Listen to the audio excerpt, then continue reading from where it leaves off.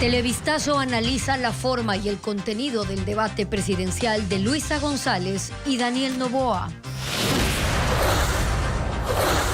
En el Consejo de Participación piden anular los resultados de la prueba escrita en el concurso de Contralor que no favorecen al correísmo.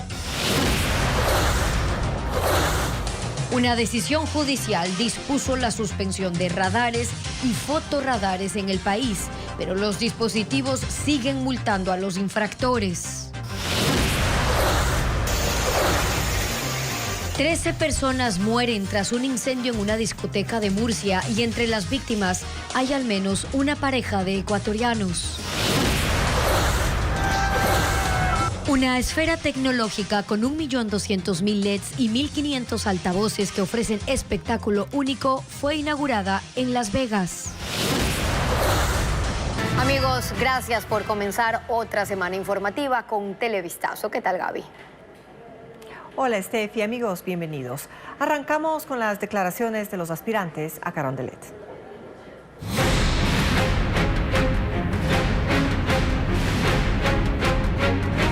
Presidenciables. Análisis del debate.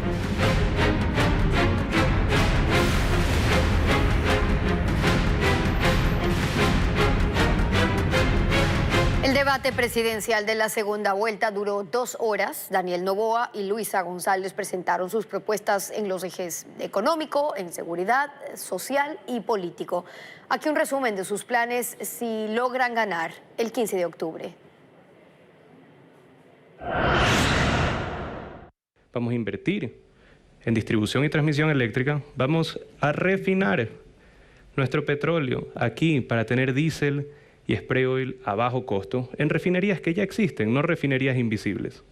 La refinería de La Libertad y la refinería de Esmeraldas son refinerías que sí existen. Inyectar en la economía 2.500 millones de dólares de las reservas que están en Suiza. ¿Para qué? Para fomentar el desarrollo, créditos productivos a baja tasa de interés a través de la banca pública entre el 5 y el 7%. Con sistemas de represas, con sistema de dragado activo en los ríos, especialmente los que han acumulado un sedimento pues bastante significante en los últimos años. Y un plan de vivienda que se pueda desarrollar en la provincia del Manabí. Por ejemplo, hay un lugar, aproximadamente 500 hectáreas, en el cual hay una refinería invisible que costó 1.500 millones de dólares aplanar ese terreno. Ya está listo. Salvar las vidas, que es establecer las zonas de riesgos, los campamentos, la atención en salud, en educación, en seguridad a las personas que serán reubicadas y lo siguiente, los planes habitacionales para una vivienda definitiva. Restablecer líneas de crédito, recomponer las deudas. Primero, militarización de las fronteras, pero con tecnología, con un sistema de drones, con sistema de radares de verdad. También en los puertos tener doble pesaje, escáner y presencia militar adentro de los puertos. Tener un sistema de rastreo satelital. En nuestro gobierno vamos a eliminar uno de los elementos más tóxicos y dañinos para la sociedad ecuatoriana, que es la bendita tabla de drogas que fue puesta por gobiernos pasados. 500 millones de dólares para equipar a la policía vehículos, motos, equipamiento de comunicación, armamento, rehabilitar UPCs, VCs, el ECU 911, retomar el control de las cárceles, de las vías, de los espacios públicos y sobre todo puertos y aeropuertos a los cuales los militarizaré. Yo estoy totalmente en contra de la minería ilegal, estoy totalmente en contra en la explotación absurda de estos mineros ilegales, porque el Estado debe de tener mejores ingresos y al mismo tiempo proteger el medio ambiente. Voy a controlar la minería ilegal, pero no hay que confundirlo con minería artesanal. Además, desde el gobierno central se implementará lo que es la compra de oro, un recurso que es nuestro. Primero, con el bono en periodo de gestación para las mujeres que están embarazadas por $60 al mes. De ahí el Sistema Nacional de Guarderías, para que madres, muchas madres solteras, puedan salir a trabajar y tengan un ingreso, si es que así lo desean, y sus niños menores de 2 años puedan estar atendidos. Desayuno y almuerzo escolar completo. Contrataré 2.000 médicos adicionales a los que existen, con especial énfasis en salud mental, y daré 20.000 nombramientos definitivos al personal de salud. Y pondré operativos los quirófanos. Todo esto tiene un costo aproximado de 60 millones de dólares. Declarar Internet como un servicio básico y darle las herramientas y darle la infraestructura necesaria para la educación de nuestros niños, así mismo como la educación superior, que exista la opción también de carreras telemáticas, sistemas duales y también escuelas técnicas para que nosotros podamos darle la educación a cada uno de los jóvenes que aplican a un cupo universitario, sin la necesidad de un preuniversitario. En cuanto a la universidad, lo primero, devolverles el presupuesto de 180 millones de dólares, pero vinculado al aumento de cupo. Lo siguiente, voy a crear el CIU, el ciclo inicial universitario, como una medida alternativa al examen de ingreso, que nuestros jóvenes puedan acceder a la universidad y desde ya a la carrera que eligen. Poco a poco ir haciendo un plan de pagos que reduzca la deuda con el IES, es importantísimo. Número 2, devolverle liquidez al IES. Gobiernos pasados, y eso también lo pueden googlear jóvenes, ¿qué hacían? Le vendían bonos del Estado o le entucaban bonos del Estado al Seguro Social, dejaban al Seguro Social con papeles y tocaban la liquidez de ese Seguro Social. Garantizaré que sus pensiones jubilares se cancelen. Honraremos las deudas, para lo cual haremos un planteamiento de pagos. Y lo siguiente, ¿cómo se fortalece el IES? El IES se fortalece aumentando la cantidad de aportantes. La consulta popular en 100 días nos da resultados. Preguntar sobre el sistema de jurados para casos de corrupción y crimen organizado. De esa manera, un jurado ciudadano elegido aleatoriamente va a poder tomar una decisión final sobre casos específicos, tipos penales específicos, corrupción y crimen organizado. He hecho un llamado a dejar la confrontación, a dejar los odios y coger amor por la patria, porque necesitamos paz. Y allí el llamado a todas las fuerzas políticas, a la sociedad civil. Otra vez, el formato del debate dejó en el aire los cómo y evitó que los candidatos respondan a fondo para conocer su capacidad de improvisación y de desarrollo de pensamiento político ante la altísima responsabilidad que significa ser presidente. Jacqueline Rodas con el análisis. El formato del debate presidencial nuevamente quedó a deber, excepto la última parte, cuando a la periodista Ruth del Salto se le permitió cuestionar a los candidatos. El resto de las 2 horas estuvieron ausentes los cómo, las repreguntas y la confrontación de ideas que permita al electorado conocer las capacidades de Daniel Noboa y Luisa González. Al cierre del debate, que realmente no fue un debate, quedaron en el aire respuestas incompletas, generales, vagas y hasta falsas, que no hubo forma de esclarecer, pues los pusieron a preguntarse entre sí. Económico, seguridad. Los temas fueron preanunciados, lo que dio pie a que los candidatos lleven discursos aprendidos que a momentos fueron recitados de memoria. Las preguntas elaboradas por el comité designado por el Consejo Nacional Electoral eran largas, compuestas y tendientes a conocer el contenido de los planes de gobierno, contenido que ya es público, en lugar de indagar sobre las falencias de las propuestas, las cifras imprecisas y los ofrecimientos populistas imposibles de cumplir en 1 año y medio de gobierno. Los minutos sobraron, pese al control implacable del cronómetro, que le quitó ritmo y gracia a la confrontación civilizada que se espera en una democracia. Se dejó sin respuesta infinidad de inquietudes y enigmas a los que no se pudo volver, pese a la importancia y urgencia en temas como la seguridad o la economía. La ubicación y orden de intervención de los candidatos. Noboa y González, estratégicamente ubicados para no verse a la cara ni cuestionarse frente a frente, protagonizaron un programa aburrido en el que se evitó obligarles a pensar Se privó al electorado de valorar su capacidad de reacción ante situaciones inesperadas o embates de última hora que seguramente tendrá que enfrentar quien se convierta en presidente. No hubo zancadillas que los ponga fuera de lugar para saber cómo saldrán de ahí en los momentos difíciles que vive el país. Se quiso abarcar mucho y el efecto fue el contrario. Pero si el objetivo era un debate limpio, casi aséptico, sin contrapuntos ni improvisación real, ese sí se cumplió. El CNE fue el ganador. En el Consejo de Participación Ciudadana se intenta anular los resultados del examen que rindieron el sábado los candidatos a Contralor. Los miembros de la Comisión de Selección denuncian presiones. Francisco Garcés sigue este tema.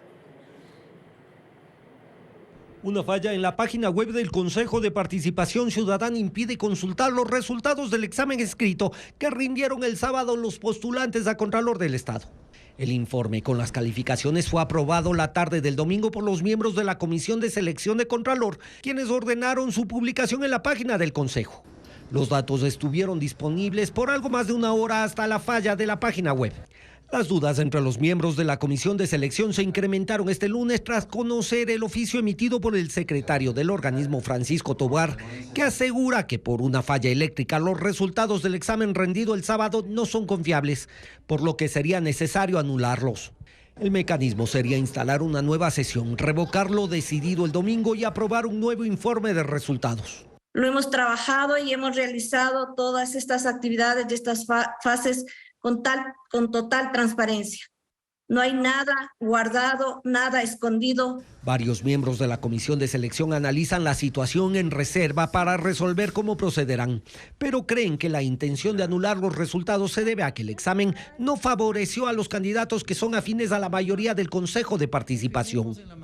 Es que la prueba puso en primer lugar del concurso para Contralor a Javier Torres Maldonado y bajó al tercero a Alejandra Vivanco y al sexto lugar a Juan Falconi, quienes antes de la prueba estaban en primer y segundo lugar y a quienes se los identificó como los postulantes cercanos al correísmo. Varios de los miembros de la Comisión de Selección dijeron ser sujetos de presiones en las últimas horas. Estamos cumpliendo lo que dice el reglamento, cumpliendo lo que dice el instructivo.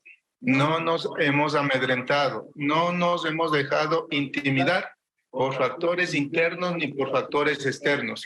La Comisión de Selección espera que el Consejo de Participación publique los resultados para que se abra la etapa de recalificación, que es el último paso previo al cierre del concurso.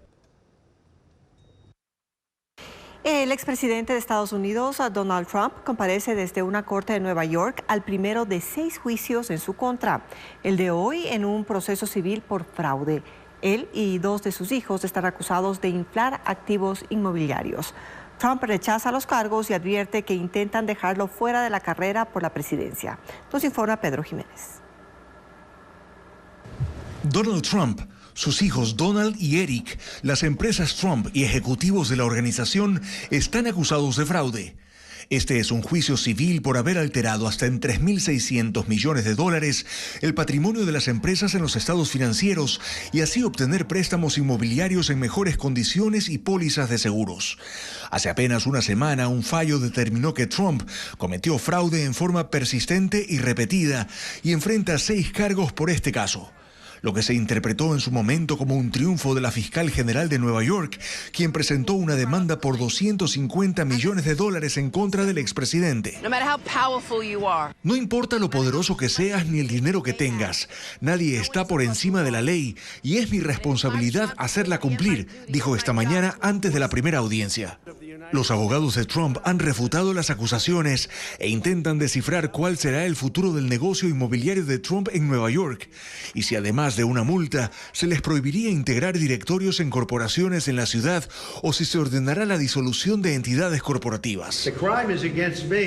Trump arremetió contra fiscales y jueces. Ha dicho que todo se debe a que se presentó nuevamente a la carrera por la presidencia, que han tenido años para acusarlo y lo hacen recién ahora. El juicio podría durar 3 meses o menos, y en el camino de aquí a las elecciones de noviembre de 2024, Trump irá a otros 5 juicios.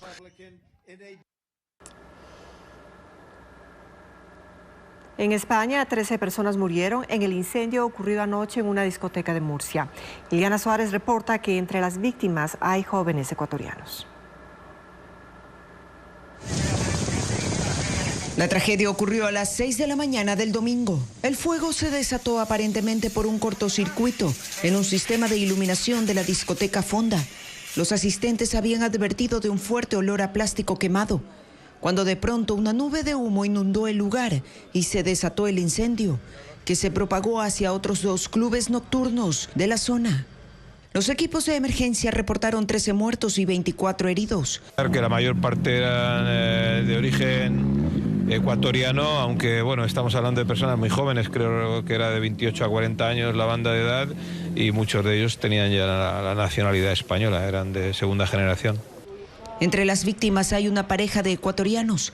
La mujer alcanzó a mandar un mensaje de audio a su madre y su padre lo reprodujo frente a periodistas en el lugar. Mami, la amo. Va a morir, mami, la amo. Es mi hija. Entre los fallecidos también hay jóvenes españoles, nicaragüenses y colombianos. El dueño de la discoteca recibió la orden de cerrar en enero de 2022 porque carecía de permisos.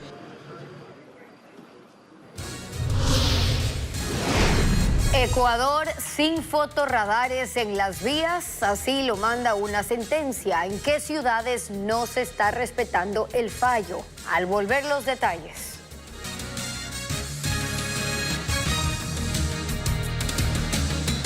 Hace más de un mes, una sentencia dispuso suspender los radares y fotorradares en Ecuador.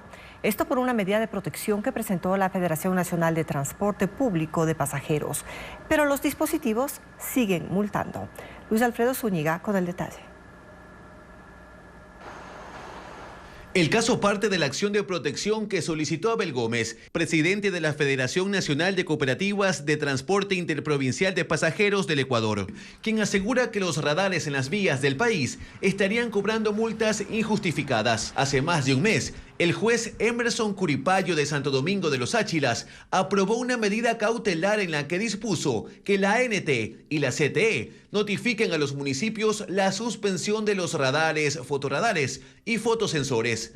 El documento indica que los gobiernos locales deberán contar con un informe de factibilidad, mostrar que los dispositivos estén calibrados y operativos, que no estén instalados en curvas o pendientes, que tengan certificado de homologación, que exista señalización preventiva y que se haya socializado su instalación con la ciudadanía. Además, el Ministerio de Transporte debe certificar a qué municipios se les autorizó el uso de suelo en las carreteras para colocar los radares. Pero esto no significa que los dispositivos dejaron de funcionar. En un recorrido por Guayaquil se constató que operan con normalidad. Lo mismo ocurre en Quito. La Autoridad de Tránsito Municipal de Guayaquil y la Agencia Metropolitana de Tránsito de Quito aseguran que no han sido notificadas aún por la ANT, como dicta la resolución. Sin embargo, ya conocen el caso y están revisando la sentencia, por lo que se pronunciarían este martes. Mientras tanto, las multas se siguen emitiendo. En la audiencia del próximo viernes, el juez decidiría si esta medida se mantiene definitivamente.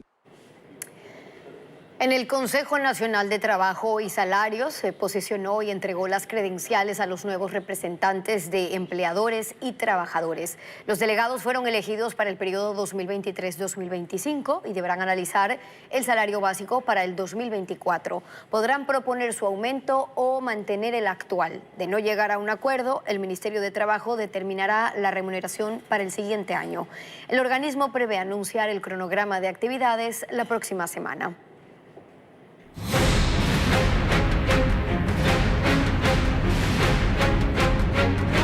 Presidenciables. Análisis del debate.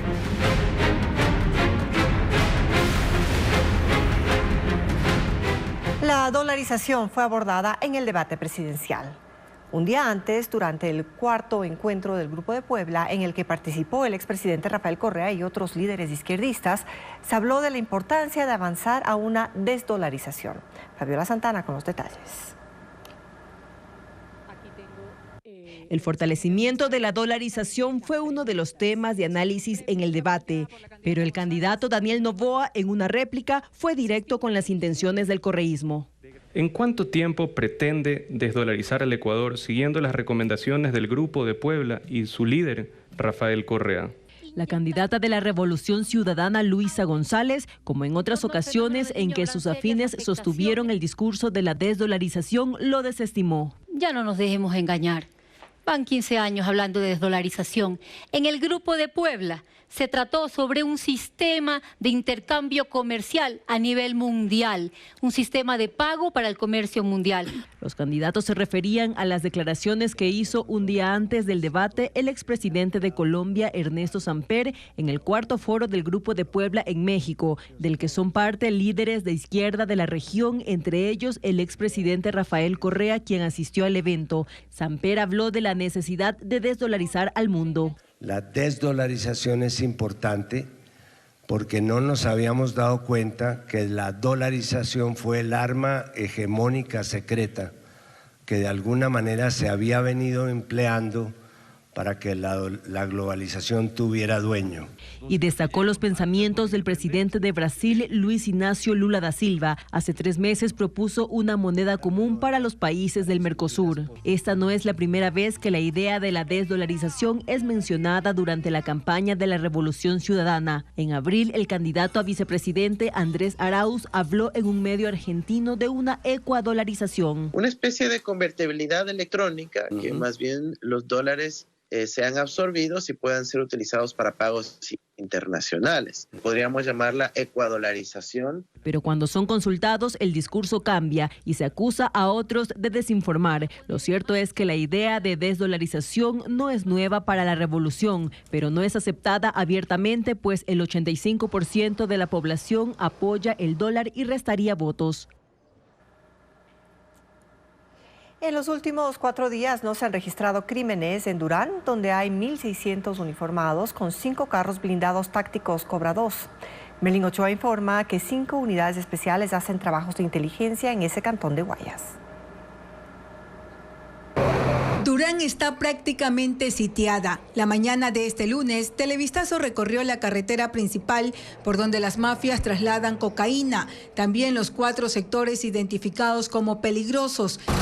En todos los sitios hay un despliegue de la fuerza pública. Según la policía, desde este sábado, a los 600 uniformados que ya estaban en el cantón se sumaron 500 agentes, más 500 militares y 5 carros blindados Cobra 2 para reforzar la seguridad de 295,000 habitantes.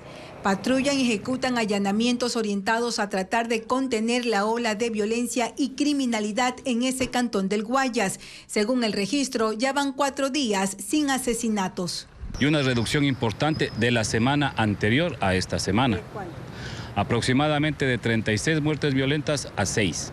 La policía señala que ahora son 6 las unidades especiales operativas en la zona. Algunas están infiltradas para realizar trabajos de inteligencia que permita identificar a los criminales. Los operativos arrancaron el martes pasado y se intensificaron el fin de semana. Hasta la mañana de lunes se habían realizado 42 allanamientos. Tenemos 71 personas detenidas. Hemos liberado a 7 personas secuestradas. Entre los capturados hay 7 blancos de interés nacional. El Gobierno Nacional presentó el programa de administración tributaria y aduanera para mejorar la recaudación del SRI y el SENAE. Un decreto ejecutivo lo declaró prioritario. Adriana Bermeo con el informe. El presidente de la República, Guillermo Lasso, firmó el decreto ejecutivo para fortalecer el control y recaudación de impuestos mediante la implementación de plataformas informáticas. Son 3 las que ya se están utilizando, en el caso del SRI, Intax y Falcon, y de la SENAE, Ecuapaz, que contemplan una inversión de 88 millones de dólares financiados por el Banco Interamericano de Desarrollo y la República de Corea. Debemos aprovechar los nuevos mecanismos y actualizarnos con los avances del mundo moderno. Todo ello en beneficio de casi 17 millones de ecuatorianos. En el caso del servicio de rentas internas, las plataformas que ya están en funcionamiento permiten el cruce de información para verificar declaraciones y a su vez los datos con el sistema bancario y registro de la propiedad. Ha permitido identificar a 60.000 nuevos contribuyentes con una proyección de recaudación por el plan anual de $1.200 millones. Identificar personas que no son contribuyentes, que toda su vida han manejado transacciones financieras en los bancos, tarjetas de créditos, tienen propiedades, carros, casas, vehículos, de todo, pero que nunca jamás en su vida han estado ni siquiera inscritos en el RUC. En la aduana se está realizando un mejoramiento del sistema para la implementación de inteligencia artificial para la revisión de importaciones y exportaciones y detectar cuando la mercadería no ingrese declarando valores menores del que realmente tienen. Que si las declaraciones no observadas existió subvaloración, el Ecopas va a tener dentro de sus umbrales de valor también, o dentro de su base de valor, valores subdeclarados. En este evento que se realizó en la plataforma gubernamental del norte, el presidente Lasso también anunció que este miércoles inaugurará el Hospital de Pedernales. La Academia de los Premios Nobel comenzó a revelar los nombres de los ganadores en 2023. En medicina son la bioquímica húngara Katalin Karikó y el inmunólogo estadounidense Drew Weissman, cuyos descubrimientos abrieron el camino a vacunas eficaces de ARN mensajero. Estas investigaciones comenzaron en los años 80, habían fracasado en algunos de los ensayos clínicos, pero los avances hechos por Karikó y Weissman permitieron desarrollar con éxito vacunas, por ejemplo, contra COVID-19. China dio inicio a su tradicional Semana Dorada, un periodo vacacional que incluye grandes celebraciones por el Día Nacional del país.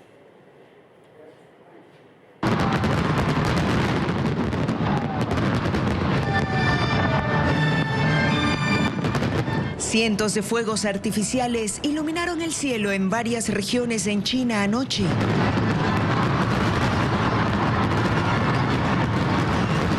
Durante el aniversario número 74 de la fundación de la República. En Hong Kong, un show con 32.000 juegos pirotécnicos duró 20 minutos y estuvo acompañado de música. Mientras que en Macao se llevó a cabo un concurso internacional de fuegos artificiales. Compañías de 10 países del mundo presentarán espectáculos durante todo el mes de octubre. Esto es parte del feriado de la Semana Dorada, que incluye fiestas en las calles, presentaciones con drones, acróbatas, ventas de artesanías, comida y campamentos al aire libre.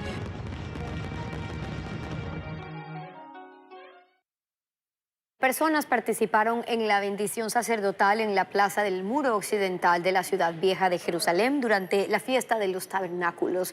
Judíos ultraortodoxos asistieron a este rezo especial organizado por la Fundación del Patrimonio del Muro de los Lamentos en Yol Hamed. La fiesta de los tabernáculos conmemora el éxodo de los judíos de Egipto. Comienza el 29 de septiembre al atardecer y termina el 6 de octubre. Estelina Quinatoa fue durante 35 años la curadora del Fondo Arqueológico del Museo Nacional, el más grande e importante del país. Esta mujer quichua, experta en la arqueología ecuatoriana, se jubiló. Diego Puente la acompañó en su último día de trabajo. Por sus manos, literalmente ha pasado la historia de esta tierra antes de que se llame Ecuador. Estelina Quinatoa Cotacachi hasta el viernes fue la curadora de la Reserva Arqueológica del Ministerio de Cultura. Durante 40 años pasó por estos pasillos. Supervisó, contabilizó, estudió, catalogó y sobre todo cuidó de 61.523 bienes históricos que no están en exhibición permanente pero forman parte del patrimonio nacional. Esta mujer quichua, nacida en Riobamba pero identificada como tabaleña, no solo resguardó la historia de la nación, es parte de ella. Ecuavisa la acompañó en su último día de trabajo. Abrió su corazón. Bueno, pues yo siento, mucha emoción. Y tengo emociones encontradas. Por un lado, estoy dejando mucho tiempo de vida y de trabajo realmente callado, muy abnegado. Llegó en 1980 al Museo del Banco Central, que luego se convertiría en el Museo Nacional. Tenía un título de lingüista y trabajó como guía. La pasión por la cultura hizo que estudie y termine su segunda carrera en antropología. Es miembro de la Academia de Historia desde el 2021 y tiene un máster en Administración y Conservación de Bienes Culturales. Solo 2 personas antes de ella fueron curadores de la reserva desde la creación del museo en 1960. Ha publicado o ha sido coautora de 12 libros. Además de español y quichua, habla francés e inglés. Superó obstáculos de machismo y racismo y se ha convertido en la guardiana de la memoria y el patrimonio.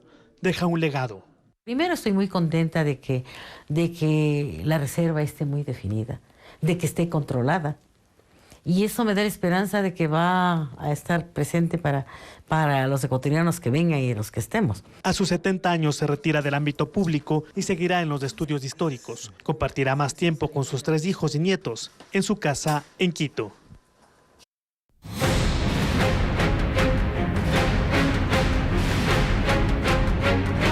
Presidenciables. Análisis del debate.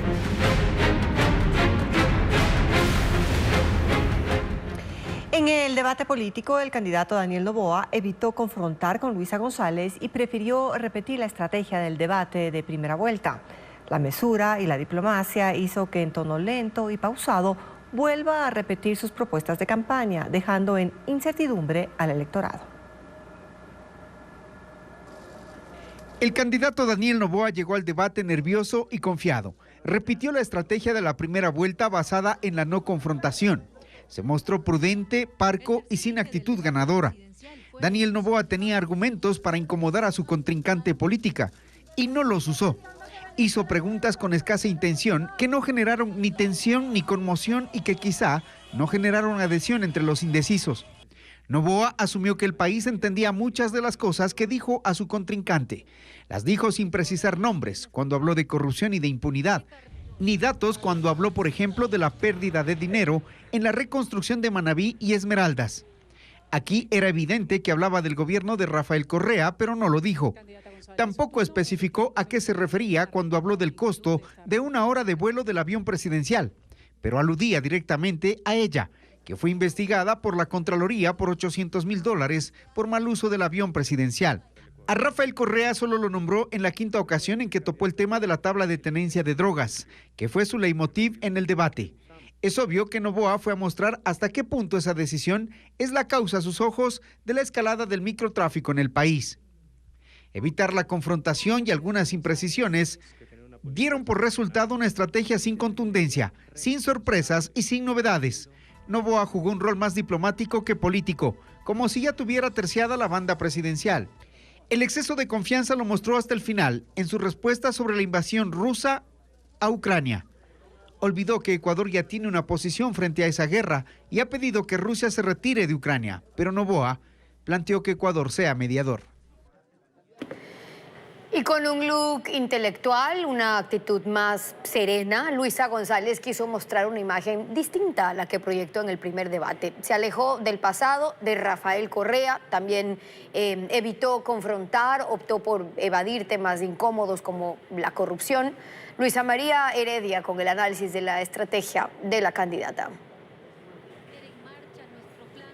El rol que desempeñó Luisa González en el debate de este domingo deja claro que el correísmo cambió totalmente de estrategia en relación al primer debate. La insistente frase de "ya lo hicimos y lo volveremos a hacer", dirigida a los seguidores de la Revolución Ciudadana que hasta ese día identificó a Luisa González y a su campaña, desapareció. Incluso la candidata evitó nombrar a Rafael Correa pese a las indirectas de Daniel Noboa, que, como ocurrió al hablar de la tan criticada tabla de consumo de drogas, la llevaron a defender el régimen de su líder. Luisa González tenía clara la directriz de Nuevo Carlos, pues su visión era demostrar quién, de darse un eventual triunfo, tendrá el poder. De hecho, remarcó en 2 ocasiones que es ella la candidata y que será ella quien gobierne al Ecuador, para tratar de contrarrestar a esa imagen servil que se creó. Hasta tomó distancia de lo sucedido durante la década correísta, en la que ella fue funcionaria del Ejecutivo, legisladora y hasta diplomática. No se dio por aludida cuando su contrincante le insinuó que hubo actos de corrupción en la reconstrucción de Maravilla Esmeraldas, en la red de salud pública, en las refinerías y en el uso del avión presidencial, caso en el que fue directamente involucrada. Le devolvió suavemente el golpe enviando a googlear sobre quién es el exministro de Agricultura Bernardo Manzano a los electores, pues tenía también que seguir la línea de la no confrontación que adoptó para la segunda vuelta. Por eso atacó muy poco a Daniel Noboa. Aprovechó solo algunas de las contrarréplicas para así sacar a relucir la ironía que caracteriza a los correístas, apostando por la lucha de clases, como al decir que ella sí se atiende en hospitales públicos, por lo que conoce sus realidades. Y evadió temas como la soberanía de los pueblos, infaltable en la narrativa correísta, y las coincidencias con Venezuela, Cuba, Nicaragua, dictaduras que ellos no denuncian. Era otra Luisa González, más serena, metódica y pedagógica, con un look ejecutivo, con grandes lentes que retiraba y ponía en su rostro. Intentaba demostrar que sabe y que está preparada. Dio la impresión de conocer cifras, aunque muchas fueran imprecisas, consciente de que nadie iba a refutarlas. Y aunque olvidó la imagen más jovial que ha estado proyectando en redes sociales desde donde busca captar el voto joven, sí les habló a ellos y al final del debate se dirigió también a las mujeres, pues su abanico está abierto en busca de nuevos electores. Se nos cae en pedazos. El estreno de la Esfera de Las Vegas con un concierto de YouTube dejó imágenes impactantes. 18,000 espectadores disfrutaron de esa presentación en la pantalla LED más grande del mundo con resolución 8K.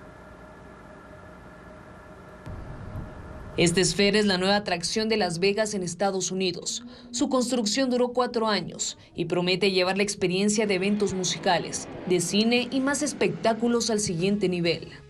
Se estrenó este fin de semana con un concierto de la icónica banda irlandesa de rock U2. Los 18,000 espectadores disfrutaron de una experiencia inmersiva inédita, llena de efectos visuales. Tiene pantallas LED del suelo al techo y un sonido de 360 grados con 1.500 altavoces. Y en exteriores cuenta con 1.2 millones de pantallas LED, con capacidad para reproducir cualquier imagen. Pueden ser hasta panorámicas. Son videos 8K, es decir, de ultra alta resolución. Han maravillado a los visitantes de Las Vegas. Es la mayor estructura esférica del planeta. Mide 112 metros de alto y 157 de ancho. En su construcción se invirtieron $2.300 millones. Bono, el vocalista de U2, resaltó que, al fin, la música tiene un espacio pensado para disfrutar al máximo los conciertos, ya que la mayoría de recintos musicales son deportivos como los estadios de fútbol. El lugar acogerá 25 shows hasta mediados de diciembre. La entrada más económica cuesta $500.